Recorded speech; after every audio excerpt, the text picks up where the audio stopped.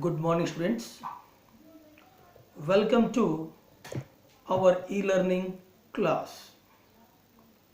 Students, today in this video, we are going to read theme 4, name or the title is Thinkers, Beliefs and Buildings. I repeat, theme 4, titled Thinkers, Beliefs and Buildings. So this theme 4 is from book 1 of Ancient History.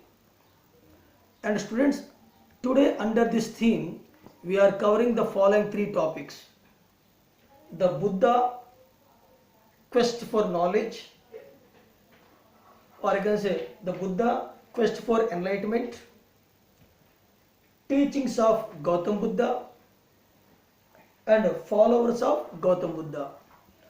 So these 3 topics we are going to cover in today's video. Students, watch and listen the video carefully. Okay? Now, the first topic is the Buddha and the quest for enlightenment. Here enlightenment means what? Attainment of knowledge. How Buddha attained knowledge. Clear? One of the most influential teacher of that time, or I can say one of the most influential teacher of the time was Gautam Buddha or Buddha. Over centuries his teachings, or I can say his message, spread over the Indian subcontinent and beyond the Indian subcontinent.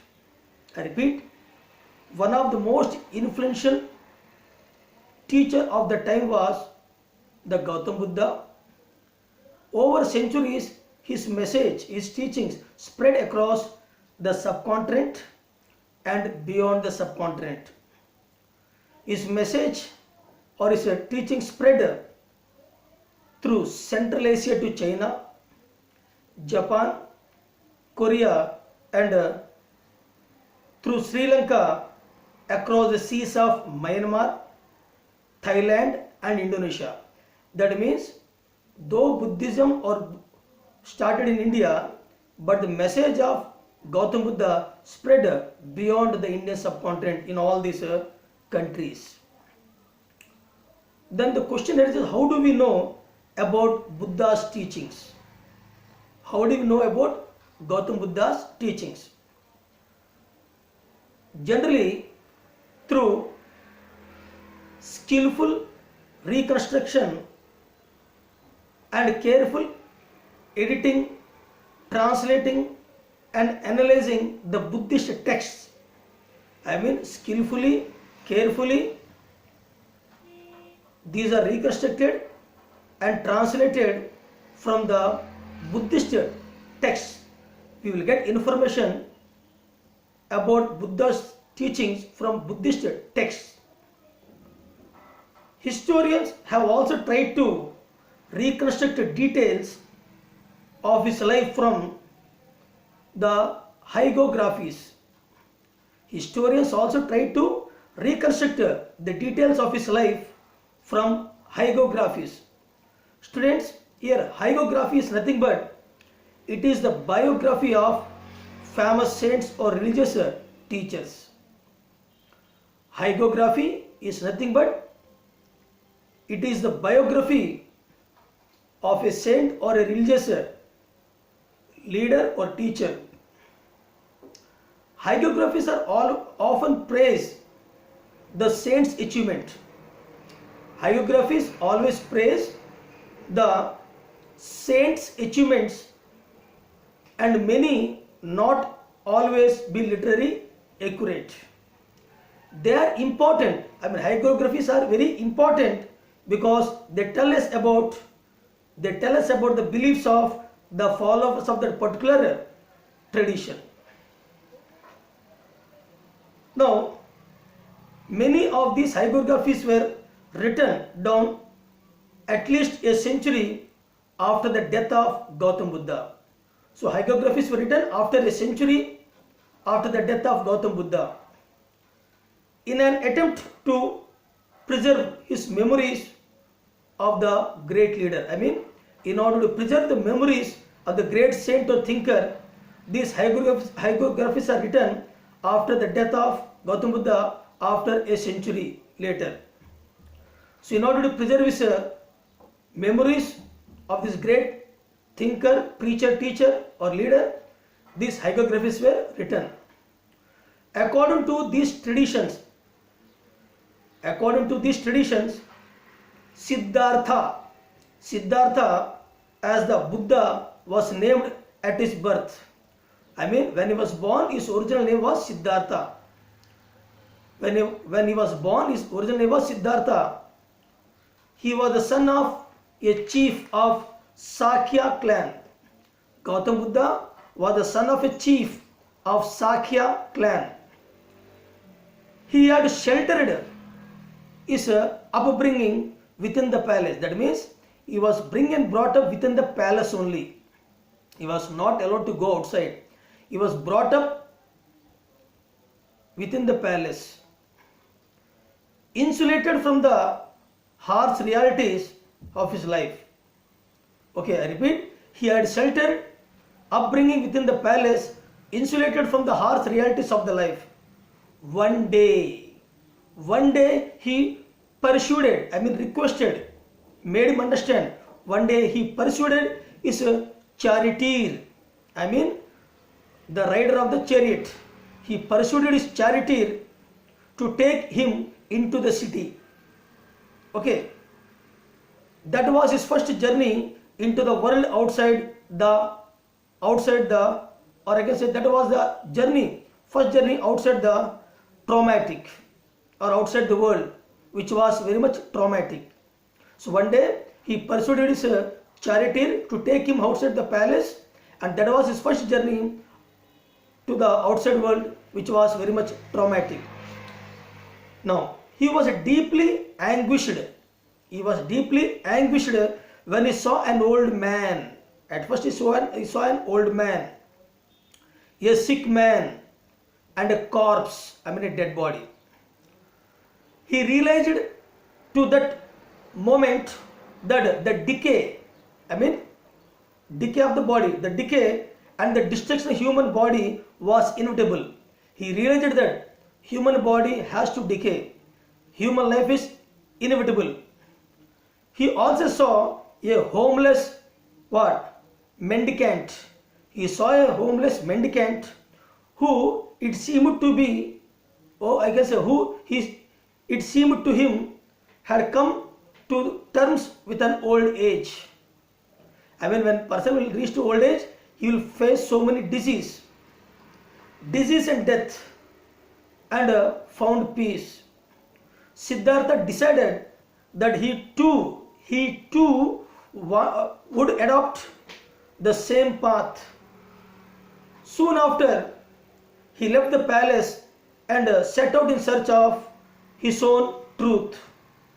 Siddhartha explored several paths, including bodily modification.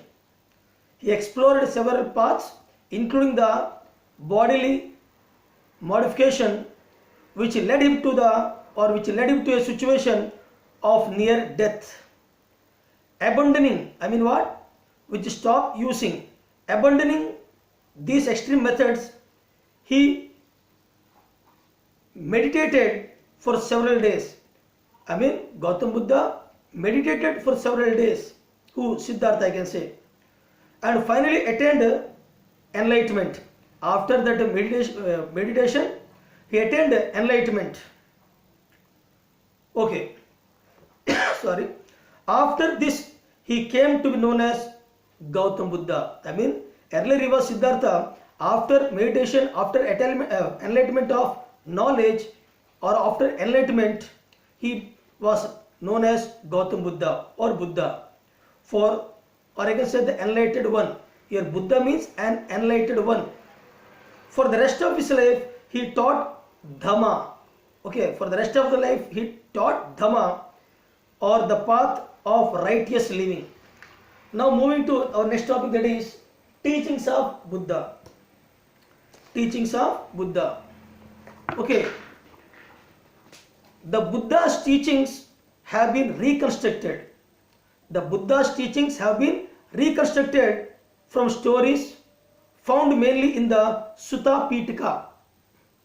The stories of Gautam Buddha reconstructed, or I can say the teachings of Gautam Buddha were reconstructed from the stories found mainly in the Sutta Pitaka. Sutta Pitaka. According to Buddhist philosophy, the world is transient. According to Buddha philosophy, the world is transient. I mean, anika. Transient means what? Anika. And constantly changing. Okay. Constantly changing. World is constantly changing. It also soulless, which is called anatta. Okay. Anatta. As there is nothing permanent or eternal in it. Next one. Sorrow. I mean pains. Sorrow. I mean dukkha. Sorrow in I can say sorrow in intrinsic to human existence. I mean sorrows are must in human life. It is by following the path of moderation between severe penance and self-indulgence that human beings can rise above these worldly troubles. The Buddha emphasized individual agency. I repeat, Buddha emphasized individual agency and the righteous action as the means to escape. Righteous action as a means to escape from the cycle of rebirth and attain self-realization and nibbana. Nibbana means what? Nirvana. Now these are the teachings of Gautam Buddha. Now our next topic, followers of Gautam Buddha. So who are the followers of Gautam Buddha after his death? Now here one word you will come across, that is Sangha. Sangha is an organization. Sangha is an organization of monks, Buddhist monks. Sangha is an organization of Buddhist monks who too became the teachers of Dhamma. They also became the teachers of Dhamma. So monks are the teachers of Dhamma later on. These monks lived simply. They led a simple life, possessing only the essential requisites. I mean, whatever is necessary for human life, for human existence, for survival, that only these monks possessed. Food, clothing, shelter, that's all. Such as a bowl to receive food, essential things, a bowl to receive food. Okay, receive food once a day, that too. Not all the 3 times, 4 times. A bowl to receive food once in a day from the laity. As they lived in what? Alms. Alms means what? When some people will give beggars some money, dan, you can say. So these monks lived on alms. I mean the money given by somebody. Okay, they were known as what? Bhikshus. I repeat, they lived on alms. They were also known as bhikshus. Who? Monks. And if they are female, they are called bhikshunis. Males bhikshus and females bhikshunis. The Buddha's foster mother, that is called Mahapajati Gautami. The Buddha's foster mother, Mahapajapati Gautami. Mahapajapati Gautami was the first woman to be ordained. The first woman to be ordained as a bhikshuni. I mean, his mother was the first bhikshuni. Many women who entered the Sangha, became the teachers of Dhammas. I mean, even the bhikshunis also entered into the Sangha. They also became the followers of Dhamma, the teachers of Dhamma, and went on to become theories or reciped, or I can say repicide, better repicide women who had attained liberation.